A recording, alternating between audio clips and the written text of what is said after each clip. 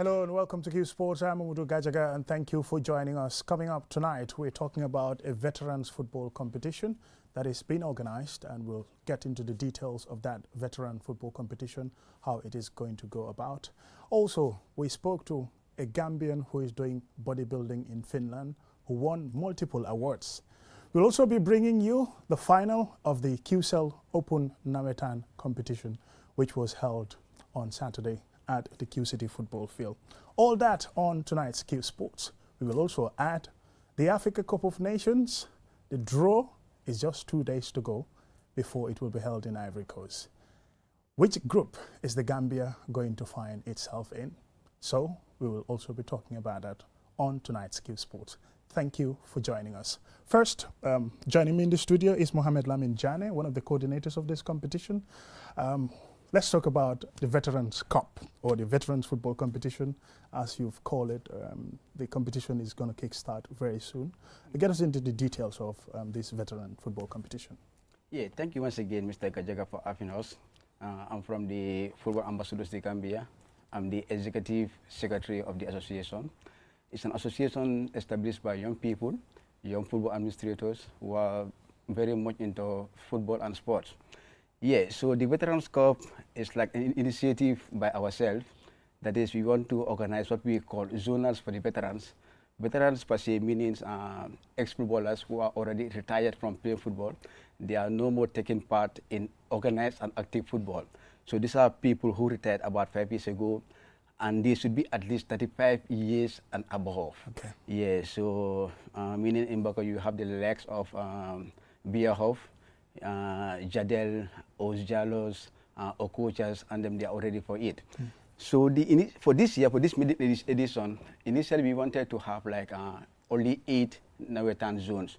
That is per se the original 8 teams of Super Nawetan.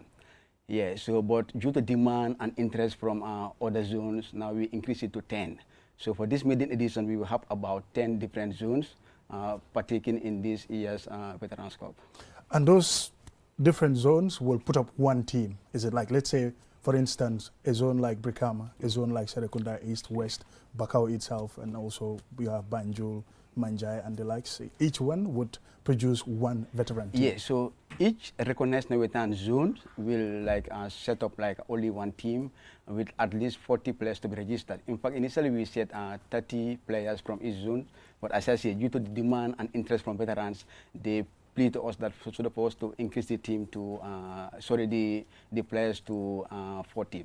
So like as you said, in Brikama, you have only one team. That is either they are like Snow Lions team, or their veterans will come together, have their own team, and then partake in the competition. So when you look at the veterans, you're talking about age here, 35 and above. Are you going to use their passports, birth certificates? So obviously, and because when it comes to the issue of age, that could be something. Yeah, that is one of the eligibility criteria in the rules and regulation. First is the person or the player have to be at least 35 years and above. And secondly, the person should not be playing organized and active football for the past years.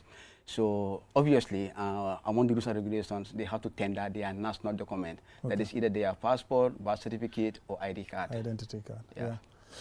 Well, maybe you brace up for lots of appeals, because some of them might be playing active football, but just because. obviously, yeah. That's going to be very, very interesting. And since you've targeted like 8 teams, and now it's going to go up to 10. What are some of the logistics that you've put in place? Do you have a venue? Do you have, let's say, all the coordinations as far as the competition is concerned? Yeah, so far so good. We can say almost all the coordinations are almost in place. Yeah, the only thing pending for now is to confirm other venues. But as I can see right now, Bakau is almost confirmed, and Manja, in fact, Manja offered to offer their own venue for us to use it during the tournament. In fact, the opening ceremony that is between Manja and Suko that we played in Manja. Yeah, so the logistics, as I said, they are almost intact. Last week Monday, we organized a bulletin and also a meeting with all stakeholders, where every participating zone sent 2 of their rep. That is one, the coordinators of their senior team, and another one from their committee. One of the committee members have to be there. So the meeting was very, very successful and fruitful. In fact, the interaction between the organizers and the teams or the stakeholders were very positive and fruitful. Yeah, so we are hoping for a very, very successful maiden edition of the Veterans Cup. Looking at the teams, 10 teams, are they going to be grouped or is it going to be a round-robin competition? Yeah, in fact, they are already grouped into 2 groups of 10, Group A and Group B. So groups of 5, right? Yes, okay, a stack of 5. Yeah, so 2 groups. Yeah, so from each group, they play a round-robin game. So the top 2 teams from each zones will proceed automatically to the semi-final. Semi-final? Yeah. That's going to be a very tough one. Very interesting and tough. And they would, of course, require some level of fitness. But yeah, obviously. some of these veterans, some of them are active. Yeah, I'm glad that, in fact, since we came up with the initiative 3 weeks ago, they are all training towards the tournament. Because, even example in Bakau, despite their senior Lions team being out of the Naveta, but they are still training day in, day out. Even yesterday, they have like an test game with Serkunda West in Bakau. So unfortunately, they lose 2 goals to 0. They lost to Serkunda West. Yeah, so they are training almost week in, week out. Every day they are training. So they are ready for the competition. Okay. In the Veterans Cup, are you also trying to remember people who played football in the Gambia in the past, basically even getting a mention, doing a 1-minute silence for them or things like that? Or maybe even awarding posthumous certificates or awards to their families? Obviously. So this is why we want to make the opening ceremony very colorful and very big. So if you can look, if you can see the initial post about the opening ceremony, we intend to make it very, very colorful and big, where we're gonna invite even senior veteran footballers who have not been playing for the past 30 years, maybe due to their age, maybe now they are into their 70s and 80s. So they will all be invited to the event. And this is in fact, it's not like a competition. It is like a charity games for them. So this is why we intend any proceed we have from this competition will be obviously brought back to the veterans, so that some of them, they can take care of their health, and some of them even their basic needs like accommodations and so on and so forth. So they will sorely be remembered during the competition. And also we intend to do what we call maybe even like an awarding ceremony in future, where we're going to recognize their contributions towards the game, because right now Gambia is like in the world map when it comes to football. But this have started long time ago when the veterans, we are struggling to make sure that something is established in Gambian football. And today, luckily for us, we are all enjoying that. Yeah. And looking at some of those veterans, have you managed to engage them, maybe engage their families? Because that would be something very good before getting into the competition, making sure that, they are also part of it. They feel, well, this is a competition for us.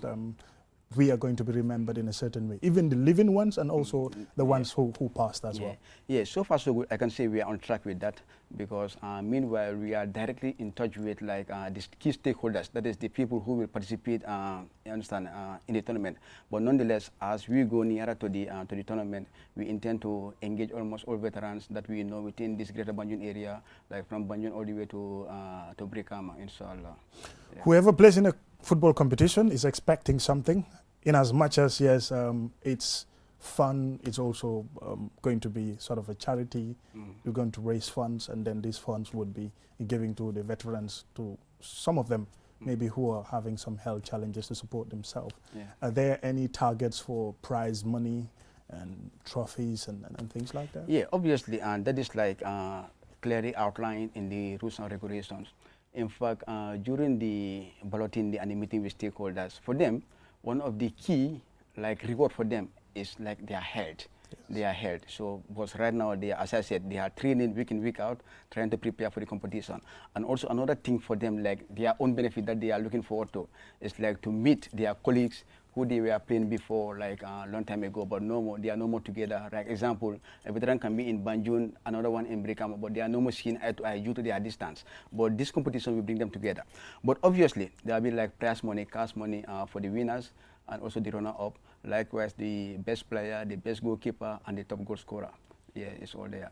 But for the gate taking, it's totally free. Yeah. It's free for all spectators, from the media to all fans and everybody. It's free. It's strictly free. So we are trying to lobby and raise our own funds from our partners. That is various companies and individuals who are willing to contribute towards the success of this maiden edition of the Veterans Cup. Okay. Well, in Bakau, because you're from Bakau, is it? I'm yes. from Bakau, yes. One veteran that everyone would remember is, former, is it under 20 coach or still currently under 20 coach, Lai Bojang. Yes. How is he in this competition? Is he aware about it, and then how is he support? Yeah, Lai Bojang, he's already aware of the competition. Maybe not directly, because since then we never engage him, because he's no more in Bakau. I think now he's staying in Burfoot. But nonetheless, we received calls from Burfoot that they want to partake in this competition.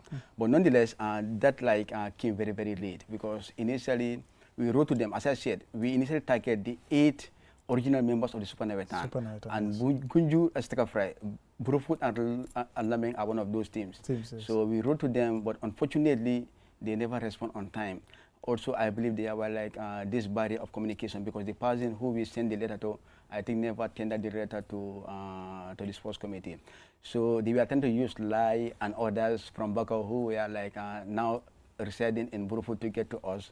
We spoke with them. We told them, yes, we wish Burfoot is in the competition this year. But unfortunately, we have already we already went beyond our limit of 8 teams. We have 10 teams. So for this year, we can register them. But nonetheless, next day will come. So solely Lai is well informed when it comes to our publicity. He's well informed, and he know about the competition.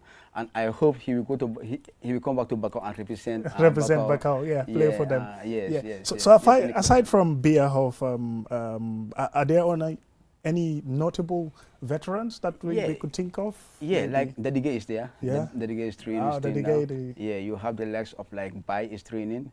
You have the legs of this guy. Preacher is still in the team.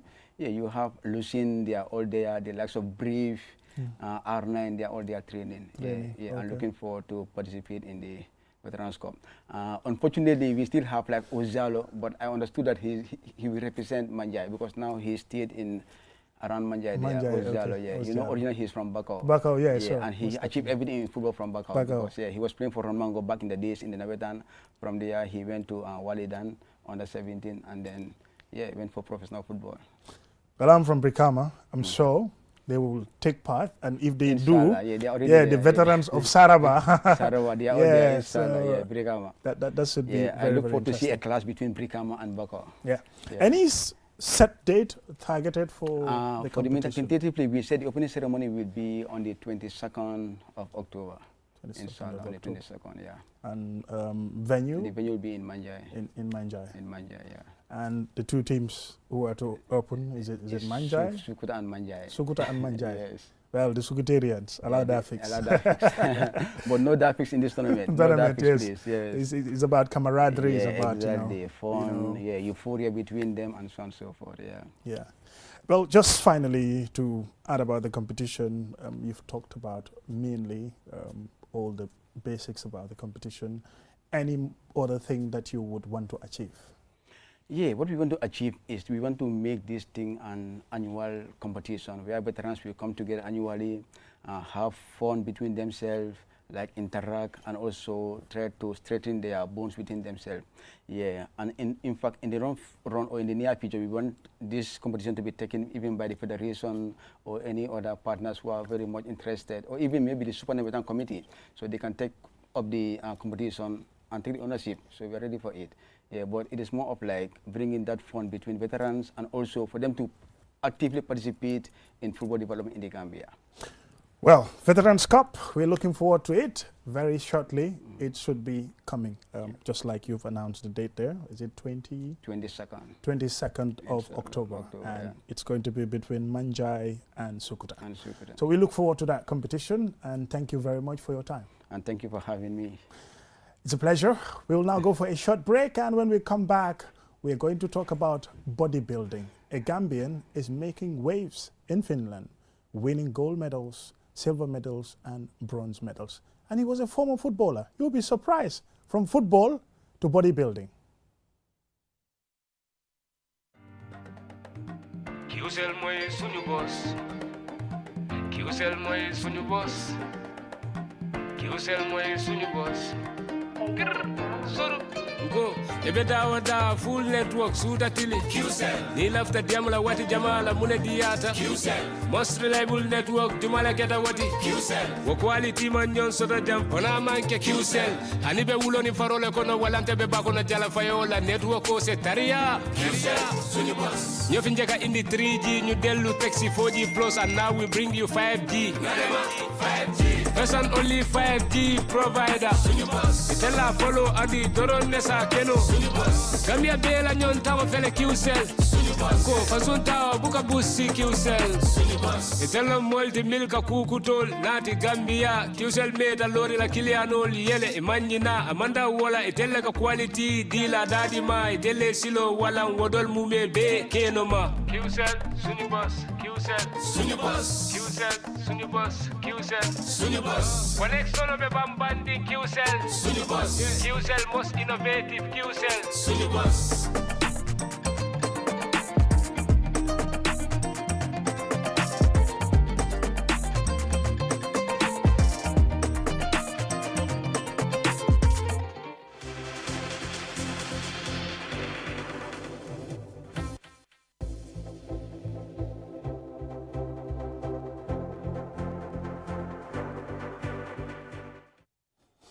Welcome back, and thank you very much if you're just joining us. This is Qsports and I'm Mamudu Gajaga. Now we're going to talk about a Gambian who is making waves in Finland when it comes to bodybuilding. Oh, classic physique bodybuilding is a style where you stand in front of a crowd and then you tend to show your muscles, how you build, how you shaped up.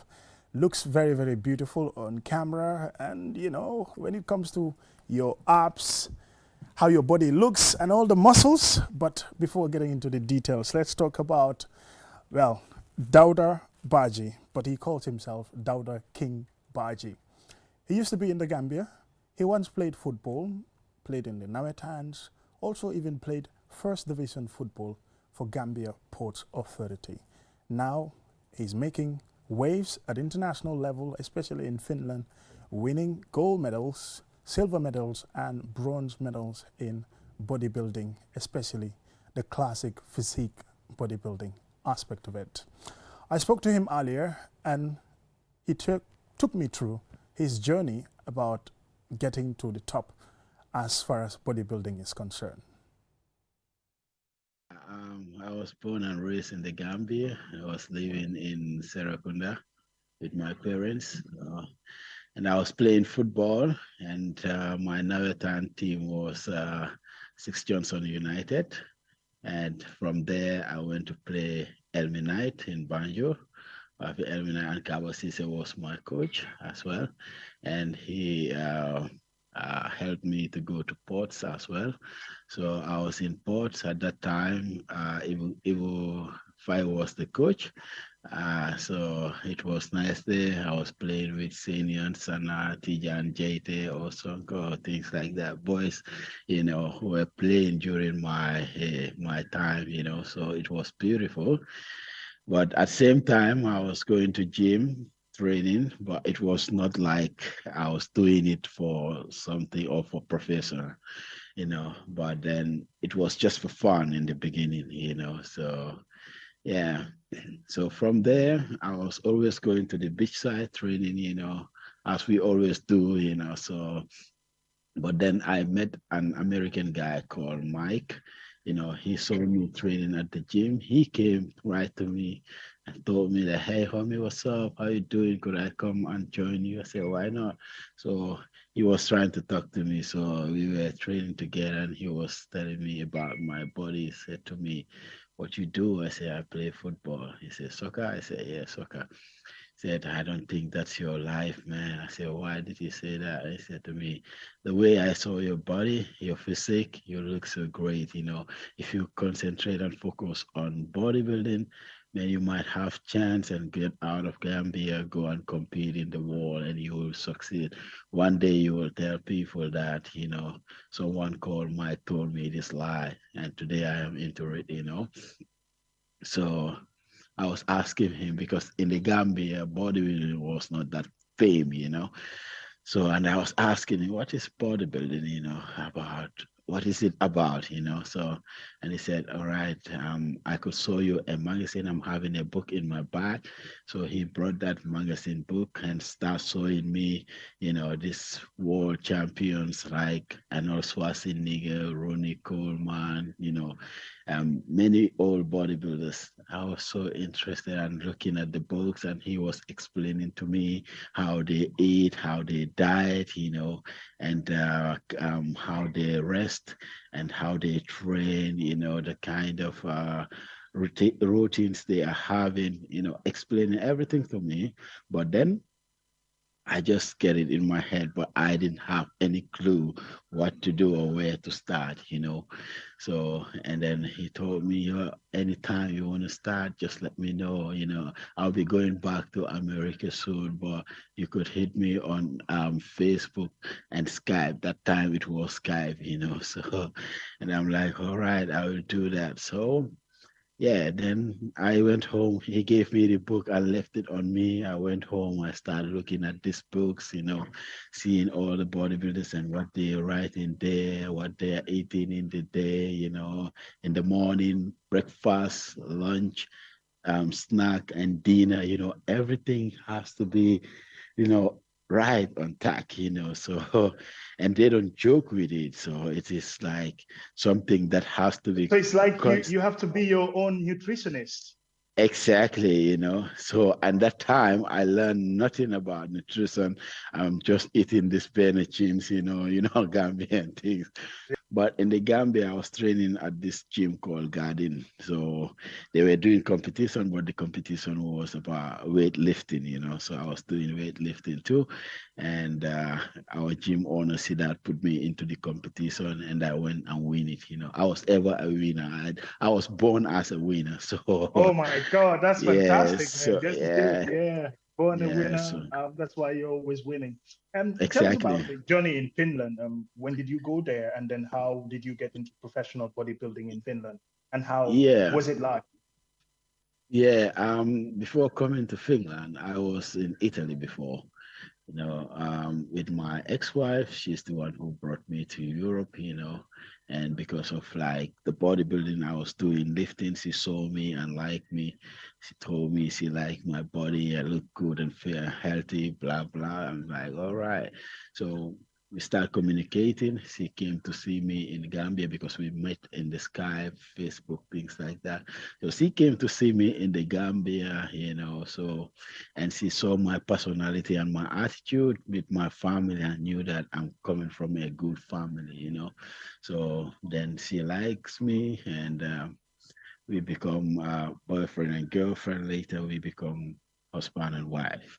So she invited me to Italy, and I was in Italy with her for 4 years. But during these 4 years, that's where I started my professional bodybuilding in Italy.